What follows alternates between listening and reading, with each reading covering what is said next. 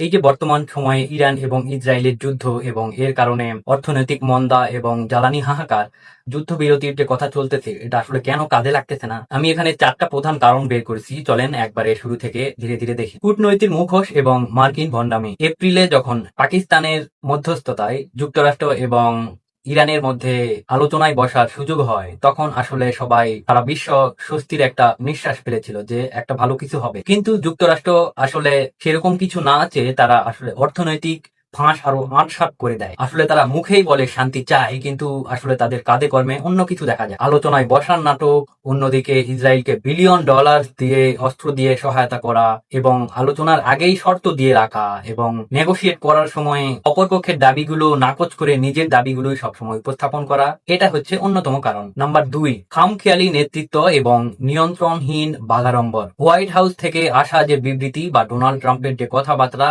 এটা আসলে বাংলাদেশ সহ সারা বিশ্বের নেতাদেরকে এবং মানুষদেরকে হতাশ করেছে। বিভিন্ন সময় বিভিন্ন ধরনের দাবি এবং কথাবার্তা বলে মার্কিন প্রেসিডেন্ট আসলে এই যুদ্ধটাকে আরো ঘি ঢেলে দিয়েছে। কখনো বলে ইরান আত্মসমর্পণ করেছে, আবার হুমকি দেয়, আবার বলে তাকে নাকি সুপ্রিম লিডার করার প্রস্তাব দিয়েছিল ইরান। এইরকম উদ্ভট অনেক কথাবার্তা বলে যে ইরানকে উড়িয়ে দেওয়া হবে। তার যে এই অসংলগ্ন কথাবার্তা এবং পাগল তত্ত্ব, এটা আসলে হিতে বিপরীত হয়। এতে করে আমেরিকার ইভেন মিত্র দেশগুলো এবং ইউরোপিয়ান ইউনিয়ন আমেরিকার সিদ্ধান্ত এবং কথাবার্তার বিরুদ্ধে অবস্থান নেয় এবং তাদের সাথে একমত হয়ে চলতে পারে না। এই জন্য যুদ্ধটা আসলে অনিশ্চিত ভবিষ্যতের দিকে আগাতে থাকে এবং যুদ্ধবিরতির যে আশাটা, এটা আসলে স্থবির হয়ে যায়। নাম্বার 3-এ যেটা রেখেছি, সার্বভৌমত্বের দ্বৈত নীতি। ফেব্রুয়ারিতে ইসরায়েল এবং যুক্তরাষ্ট্র মিলে যে বেসামরিক স্থাপনাগুলোতে হামলা করে, তখন আন্তর্জাতিক আইন এবং যারা প্রণেতা আছে, এটা শুধু তাদের জন্যই প্রযোজ্য, অন্য কারোর জন্য প্রযোজ্য নয়। এরপর ইরানে